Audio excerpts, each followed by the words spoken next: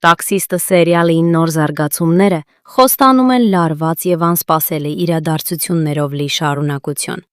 Այս անգամ ուշադրության կենտրոնում հայտնվում է Նարեկ Մկրտչյանը, ում ոստիկանությունը ձերբակալում է մի կարևոր կասկածի հիման վրա։ Նարեկին ոստիկանները տանում են, իսկ նրա դեմ իրավիճակը գնալով ավելի է ծանրանում։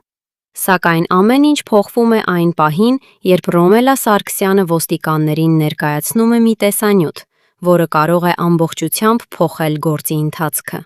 Ռոմելան երկար ժամանակ փորձել է հասկանալ, թե իրականում ինչ է տեղի ունեցել։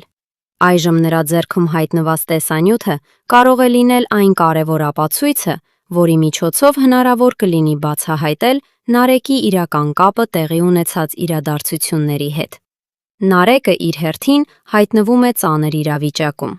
Նրա դեմ կասկածներն արդեն շատ են, և ոստիկանությունը փորձում է պարզել, արդյոք նա իսկապես մեղավոր է, թե ինչ-որ մեկը փորձում է ամբողջ պատասխանատվությունը նրա վրա բարթել։ Այս ամենին ականատես է լինում նաև Ռոմելայի հայրը, Կարեն Մանթաշյանը։ Կարենը շատ է անհանգստանում իր դստեր համար և չի ցանկանում, որ Ռոմելան ավելի խորանա այս վտանգավոր պատմության մեջ։ Սակայն Ռոմելան կարծես արդեն որոշել է մինչև վերջ գնալ և բացահայտել այն ճշմարտությունը, որը երկար ժամանակ թաքնված է եղել։